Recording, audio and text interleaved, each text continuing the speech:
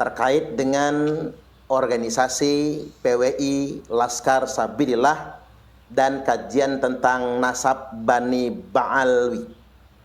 Muncul pertanyaan, benarkah PBNU telah menolak PWI Laskar Sabilillah dan PBNU mendukung Bani Ba'alwi sebagai keturunan Rasulullah Sallallahu Alaihi Wasallam? Tanda tanya yang banyak.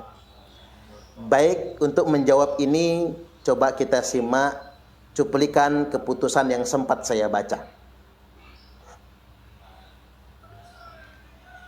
yakni di poin yang keempat.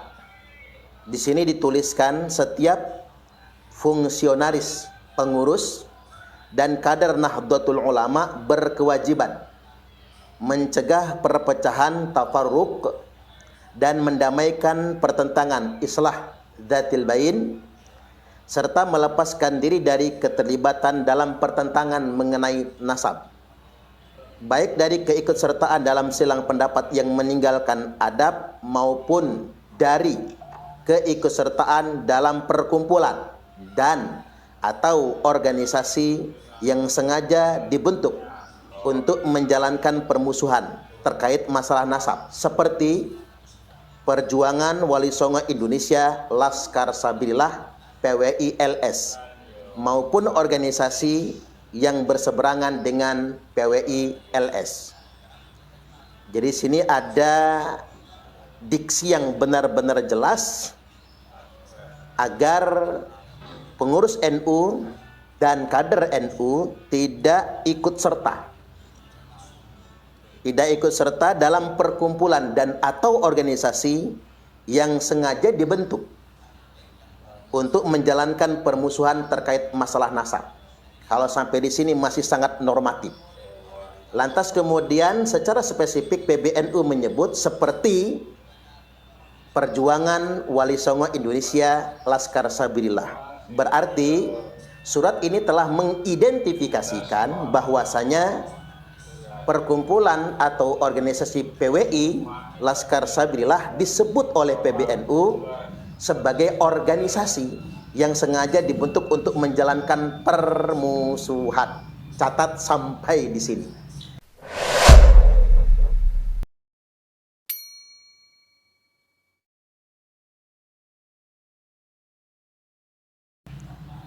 Pengurus besar Nahdlatul Ulama PBNU telah mengeluarkan surat resmi berupa instruksi kepada semua jajaran pengurus NU dan warga Nahdliyin terkait dengan organisasi PWI Laskar Sabilillah dan kajian tentang nasab Bani Ba'alwi.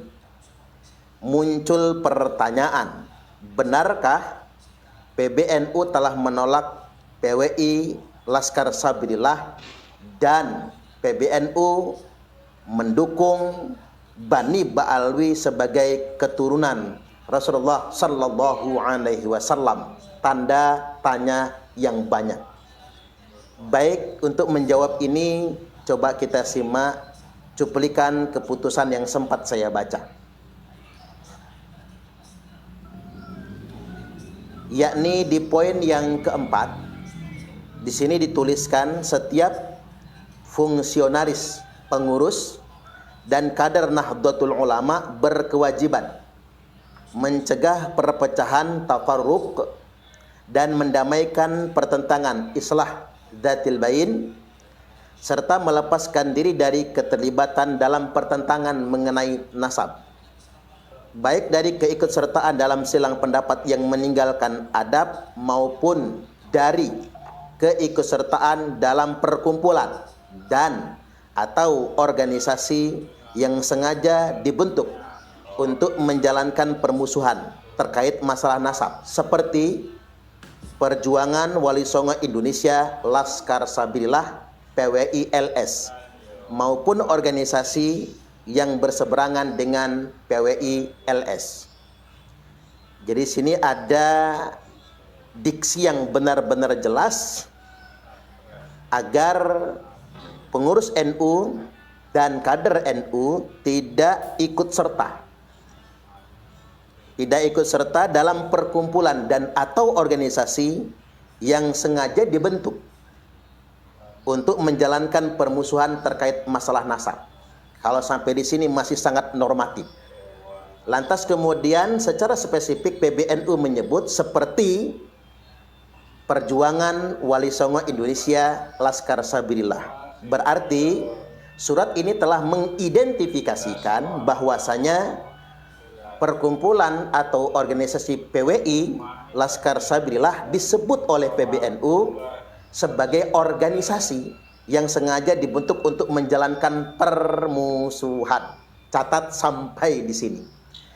Jadi terkait dengan ini saya ingin bersikap. Pertama, ada yang nanya sama saya, benarkah PBNU hari ini telah memberikan dukungan resmi kepada Bani Ba'alwi? Artinya surat ini dimungkinkan merupakan bentuk sikap resmi PBNU untuk mendukung Bani Ba'alwi sebagai keturunan Rasulullah Sallallahu Alaihi Wasallam. Karena pertanyaannya sedemikian rupa, saya tidak berani memastikan.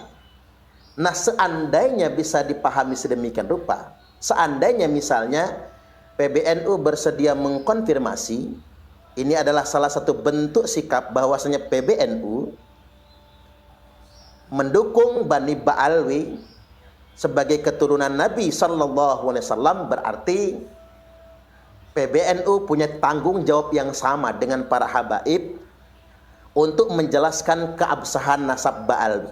Dari hari ini hingga hari-hari yang akan datang, pengurus PBNU, ulama-ulama yang ada di Jam'iyah Nahdlatul Ulama punya kewajiban normatif, punya kewajiban untuk mempertanggungjawabkan nasab Ba'alwi. Jadi dalam konteks ini bukan cuman Rabitatul Alawiyah, bukan cuman para habaib, tapi PBNU juga punya kewajiban untuk menjelaskan kepada masyarakat Nahdiyin bahwasanya Ba'alwi ini benar-benar keturunan Nabi. PBNU juga punya kewajiban untuk menjelaskan keabsahan nasab ini berdasarkan ketentuan studi kitab nasab, histori, bahkan sampai kepada tes DNA untuk mendukung pembuktian Ba'alwi sebagai keturunan Nabi. Dan ini seandainya, saya dalam bicara seandainya ini, seandainya PBNU memang mengarah kepada mendukung sepenuhnya Bani Ba'alwi sebagai keturunan Nabi, maka PBNU hari ini dibebani tanggung jawab lebih, yakni membantu Rabitatul Alawiyah untuk membuktikan bahwasanya Bani Ba'alwi di Indonesia ini merupakan keturunan Nabi Sallallahu Alaihi Wasallam. Mengapa muncul desakan sedemikian rupa? Karena bangsa Indonesia merupakan masyarakat yang mayoritas beragama Islam, masyarakat muslim, umat Nabiullah Muhammad Sallallahu Alaihi Wasallam. Sebagai umat Nabi Muhammad, kami semua punya legal standing. Kami semua punya hak untuk mempertanyakan siapapun yang mengaku-ngaku sebagai anak cucu Nabi, maka kami berhak mempertanyakan buktinya apa kalau antum adalah anak cucu Nabi. Karena tidak mungkin kemudian kita menerima taken for granted, menerima tanpa kritik, taklid begitu saja dengan sekelompok orang yang mengaku-ngaku sebagai anak cucu Nabi. Apalagi ini tidak main-main loh. Ini mencantol nasab suci keturunan Rasulullah Sallallahu Alaihi Wasallam. Ini mencangkok nasab mulia, Said dan Syarif, keturunan Nabi. Maka karena ini tidak main-main, siapapun yang mengaku-ngaku dan yang mendukung pengakuan tersebut punya kewajiban untuk melakukan pembuktian. Kalau tidak, ini akan benar-benar membebani umat. Ini saya masih bicara tentang jika ya. Jika PBNU ternyata secara resmi mendukung Ba'alwi merupakan keturunan Nabi. Kemudian yang berikutnya saya ingin sikapi yang kedua. Lantas bagaimana ketika PBNU secara spesifik menyebutkan bahwasanya PWI dan Laskar Sabilillah adalah perkumpulan dan atau organisasi yang sengaja dibentuk untuk menjalankan permusuhan. Ya, kita tidak perlu merasa tersinggung ketika hari ini PBNU mengasosiasikan PWI Laskar Sabilillah itu adalah organisasi yang membawa permusuhan. Ya tidak perlu jadi persoalan juga. Kita tidak perlu juga terprovokasi. kita akan tetap pada komitmen yang awal, bahwasanya PWI Laskar Sabilillah tidak mau dibenturkan dengan NU, tidak mau. Alasannya sederhana, karena yang menjadi pengurus PWI Laskar Sabilillah juga adalah masyarakat Nahdiyin, kader-kader NU. Dan terlalu banyak energi yang harus kita keluarkan ketika dibenturkan dengan NU. Hari ini ketika muncul keputusan PBNU, maka kami menganggap ini keputusan PBNU. Dan mengapa dibentuk PWI Laskar Sabilillah? Ya karena memang sebetulnya NU tidak berkenan menggarap kajian seputar NASA. Maka agar tidak membebani NU secara organisasi, maka dibentuklah organisasi PWI Laskar Sabilillah, agar NU tidak punya beban sama sekali terhadap kajian ini semua. Dan organisasi ini didirikan bukan untuk membentur NU, tapi untuk mencerahkan umat, terutama bangsa Indonesia, khususnya warga Nahdiyin, terkait dengan upaya kita menjaga kemurnian dan kesucian nasab keturunan Rasulullah Sallallahu Alaihi Wasallam. Jadi bukan untuk membentur NU. Hari ini ketika kemudian kita menjadi bagian dari NU, tidak bisa koheren dengan PBNU, maka tidak jadi masalah. Karena ketika kita secara organisasi tidak koheren dengan PBNU, karena memang PWILS itu bukan banom NU, ya ngapain koheren kan? Karena bukan banom NU juga. Tidak jadi masalah. Karena entoh kita di PWI Laskar Sabilillah juga adalah warga Nahdiyin. Kita tetap bisa inheren dengan nilai-nilai perjuangan Romo Hadratus Syekh Kiai Haji Hasyim Asy'ari. Hari ini yang kita pikir itu bukan tentang koherensi dalam berorganisasi. Yang harus kita pikir adalah semua kader NU, semua kiai NU, semua santri NU, semua warga Nahdiyin itu harus berpikir bagaimana bisa inheren dengan nilai-nilai perjuangan Hadratus Syekh Kiai Haji Hasyim Asy'ari. Karena begini, yang disebut dengan pengkhianat di dalam NU itu adalah orang-orang yang hanya memanfaatkan NU secara organisasi untuk tunggangan politik, untuk mendapatkan jabatan ini, jabatan itu, untuk mendapatkan proyek, untuk mendapatkan tambang, untuk mendapatkan keuntungan profit duniawi. Yang ketika profit duniawi itu didapatkan bukan untuk Jam'iyah Nahdlatul Ulama, tapi untuk diri mereka, keluarga mereka, koneksi mereka, sederek-sedereknya, kalau kata orang Lampung sekelik-sekeliknya, lingkaran mereka saja yang mendapatkan. Bukan itu yang disebut dengan ber-NU. Hari ini mari kita membangun kesadaran terhadap semua masyarakat Nahdiyin. Kita harus tetap konsisten, inherent, satu nilai, satu nafas, satu garis perjuangan dengan gagasan ide perjuangan Hadratus Syekh Kiai Haji Hasyim Asy'ari. Nah, dalam konteks ini, mengapa kemudian seolah-olah dalam tanda kutip kajian Kiai Imad ini sepertinya tidak diakomodir oleh PBNU? Ini setidak-tidaknya mengkonfirmasi bahwasanya kajian Kiai Imad, bahkan Kiai Imad itu sendiri merupakan mujaddid abad ini, khususnya mujaddid bagi Jam'iyah Nahdlatul Ulama. Rasulullah Sallallahu Alaihi Wasallam telah bersabda, Innallaha yab'atsu li hadhil ummati ala ra'si kulli mi'ati sanatin may yujaddidu laha dinaha. Sesungguhnya Allah akan mengutus untuk umat ini, li hadhil ummah, akan mengutus untuk umat ini setiap pangkal awal 100 tahun, habis 100 tahun nih, masuk ke abad yang berikutnya, orang yang akan menjadi pembaharu, memperbaiki nilai-nilai yang sudah usang, nilai-nilai yang sudah tercemar. Dan NU sudah berusia 1 abad, kita sudah memasuki abad yang kedua, mujaddid ini sudah ditakdirkan oleh Allah Subhanahu wa taala. Dan ciri nyata dari mujaddid tersebut, kemapanan pasti menolaknya. Yang namanya mujaddid, dia datang tidak kemudian sekonyong-konyong koder langsung diterima oleh semua orang, tidak.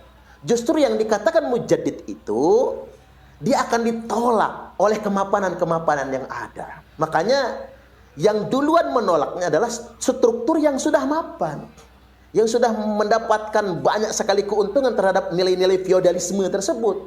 Maka lantas kemudian ini sekali lagi mengkonfirmasi berbagai macam penolakan dari kelompok-kelompok yang mapan di Jam'iyah Nahdlatul Ulama, semakin membuktikan sah Kiai Imad merupakan mujaddid awal abad yang kedua, Jam'iyah Nahdlatul Ulama. Sekali lagi saya ingin ingatkan kepada seluruh kader-kader Nahdiyin, baik yang mendukung kajian Kiai Imad, bahkan ada yang ikut terlibat dalam perkumpulan atau organisasi PWI Laskar Sabilillah, tetap jaga persatuan dan kesatuan, jangan terpancing dengan provokasi dan perpecahan, dan jangan pernah mau dibenturkan dengan Jam'iyah Nahdlatul Ulama, karena NU itu adalah organisasi keramat, didirikan oleh guru kita Hadratus Syekh Romo Kiai Haji Hasyim Asy'ari. Maka jangan pernah mau dibenturkan dengan NU. Luruskan niat kita, satukan langkah kita untuk sama-sama menyelamatkan masyarakat Nahdiyin dan menjaga kemuliaan nasab suci keturunan Rasulullah sallallahu alaihi wasallam. Sekali lagi saya ingin ingatkan dengan pernyataan beberapa waktu yang lalu, selamanya PWI-LS jangan pernah dibenturkan dengan NU. Yang ada, PWI-LS akan benar-benar ikhlas membantu penguatan Jam'iyah Nahdlatul Ulama. Assalamualaikum warahmatullahi wabarakatuh.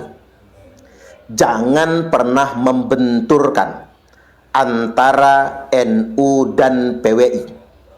Atau lebih sederhana lagi, jangan pernah mau dibentur-benturkan antara Jam'iyah NU dengan organisasi PWI.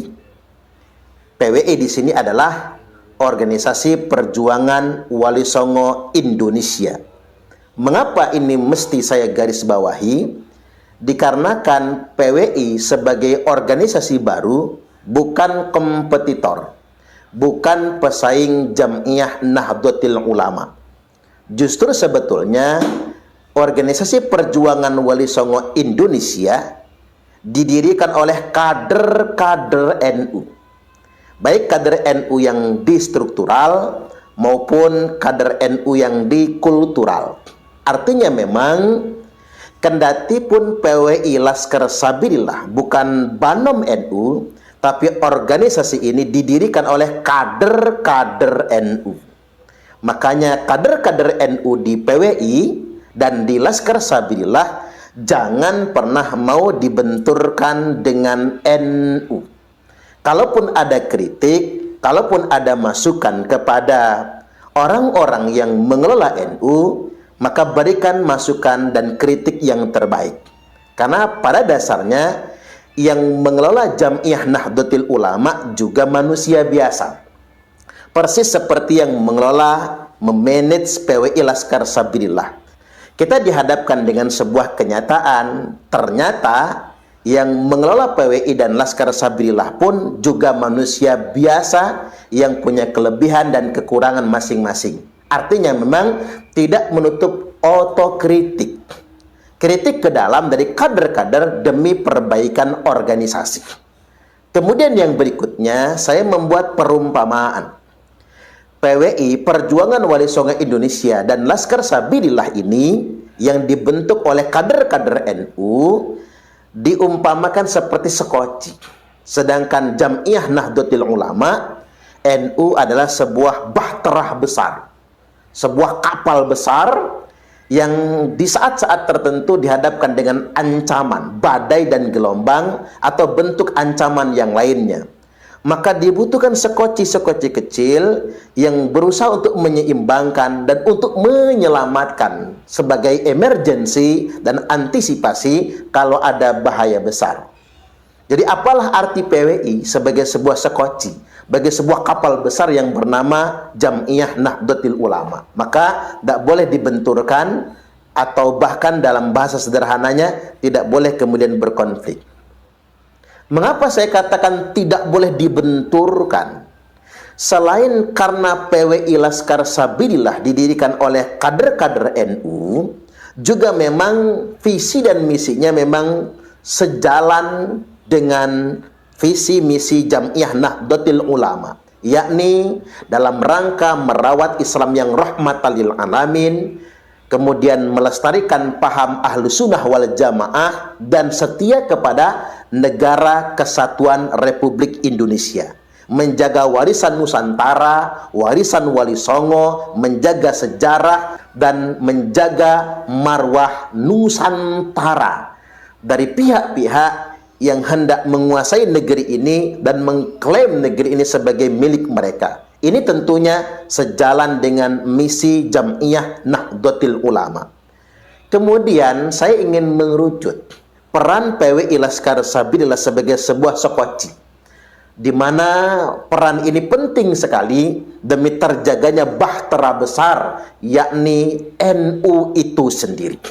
Dan kita bisa simak di sini bagaimana peran penting PWI Laskar Sabilillah dan kajian Kiai Haji Imaduddin Usman Al-Bantani dalam rangka menjaga marwah Nahdlatul Ulama dan menjaga kehormatan para kiai-kiai NU dan menjaga kehormatan segenap masyarakat yang bernaung di bawah Nahdlatul Ulama yang kita sebut dengan kaum Nahdiyin.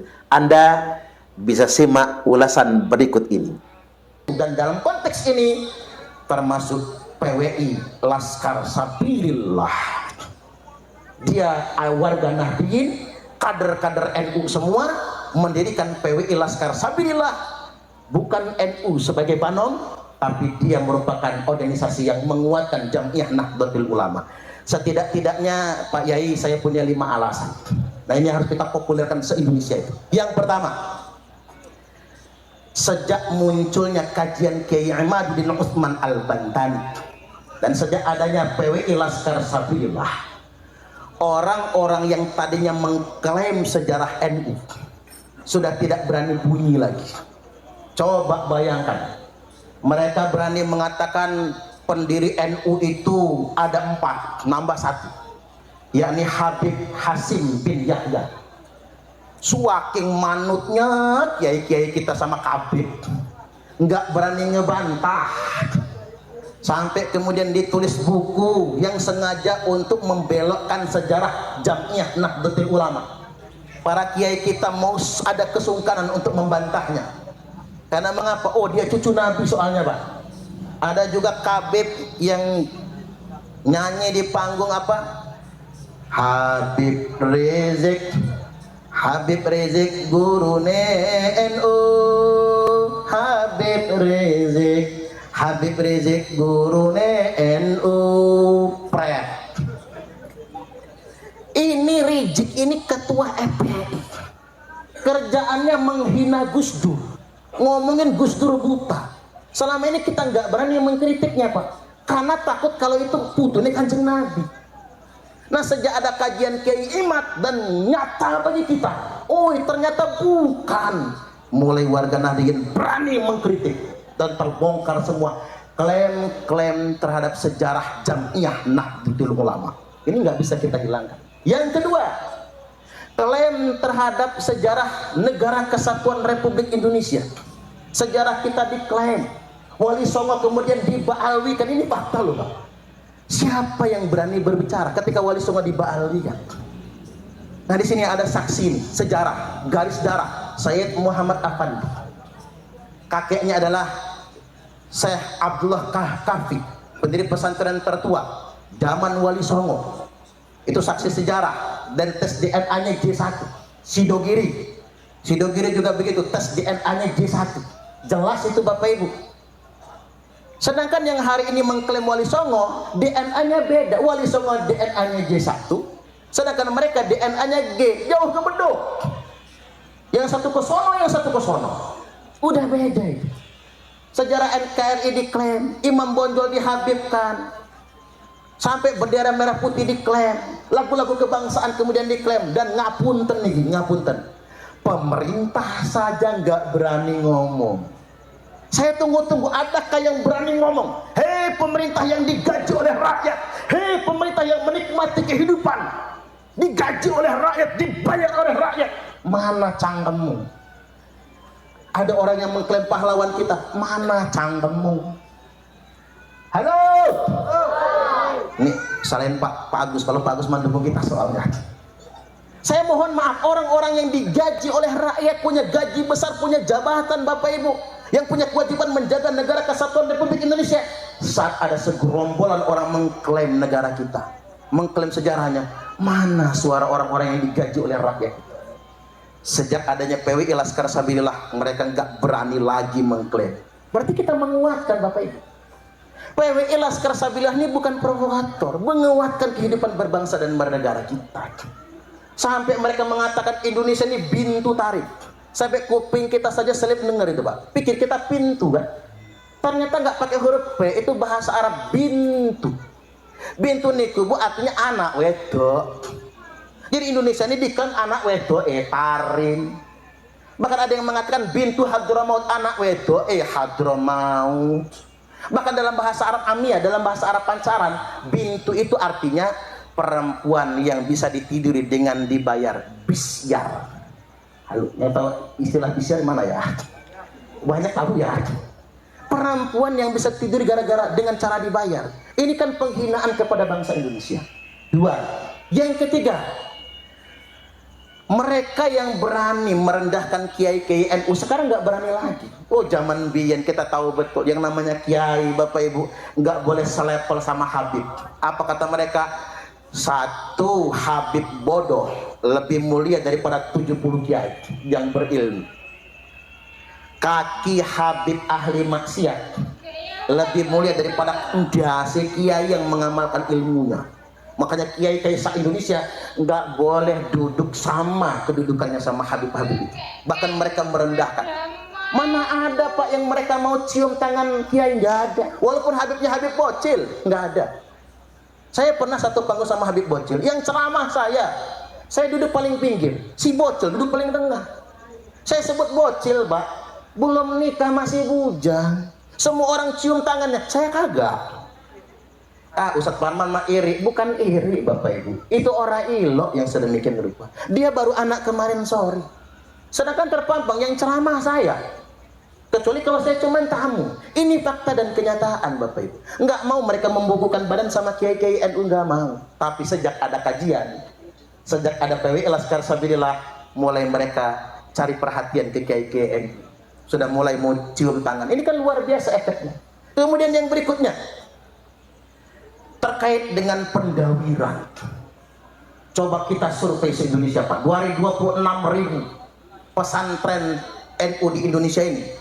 Saya survei di Lampung Tengah itu Pak, semua pesantren NU korban pendawiran.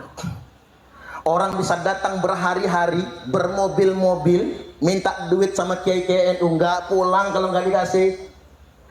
Begitu pulang setelah dikasih duit, semua isi kamar mandi habis. Odol, sabun muka, punya dalemi Pak Yainya itu habis semua. Kata Bu Nyai, bah, itu putune Kanjeng Nabi beneran tabah.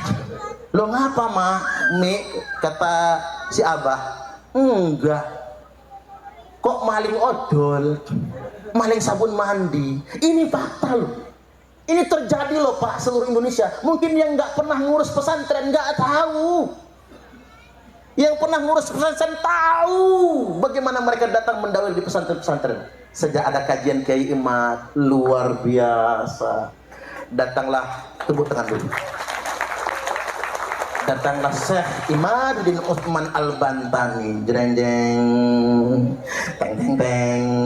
Nggak berani lagi. Zaman dulu jangan-jangan Yai Nur Khalis juga dawil lah, jangan-jangan deh. Sekarang mungkin gak berani lagi Bapak Ibu, bener itu. Saya tanya-tanya ke pondok itu gak berani lagi. Mohon ngapunten deh.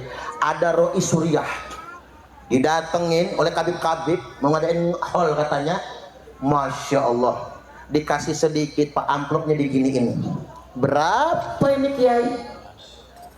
Roi Suriah setinggi itu, santri aja gak berani berjalan di hadapannya. Sama si kabib sambil ngangkat kaki di atas kursi. Berapa ini Kiai? Nggak ada harganya Kiai kita Pak di hadapan mereka itu. Bahkan saking parahnya pendawilan itu. Makanya ini sudah qadarullah Bapak Ibu. Adanya kajian itu sudah qadarullah. Yang kelima, terungkap 3.000 makam palsu se-Indonesia, termasuk di Lampung Bapak Ibu. Alat-alat Mataram mengungkap ada 3.000 makam palsu. Yang jadi korban siapa kalau makam palsu? Ya kita warga Nahdliyin, siapa lagi? Suka ziarah itu warga NU semua. Kita korbannya itu Bapak Ibu. Akan makam-makam palsu itu. Oke, sementara waktu kita analisa mungkin motifnya ekonomi. Mungkin motifnya ekonomi. Kotak amal dan lain sebagainya. Tapi belakangan kita sadar Bapak Ibu, Israel menjajah Palestina setelah membuat 3.000 makam palsu di Palestina. Dengan 3.000 makam palsu di Palestina, mereka bisa mengklaim Palestina milik Israel. Jangan-jangan 3.000 makam palsu yang mereka bangun di Indonesia ini Bapak Ibu adalah upaya kedepannya untuk mengklaim Indonesia warisan mereka. Dan itu sudah kita dengar di mana-mana, termasuk di Lampung Tengah, di Spontan, Habib Malik Abdullah. Padahal itu bukan Habib. Yang mengisbat siapa? Seorang Habib dari marga Al-Muhdor. Dia yang mengisbatnya. Dan sayangnya sudah dikeluarkan SK-nya dari Dispar Senibut, Dinas Pariwisata dan Seni Kebudayaan Kabupaten Lampung Tengah. Bayangkan Pak, segitunya mereka merekayasa makam palsu sampai keluar izin dari dinas di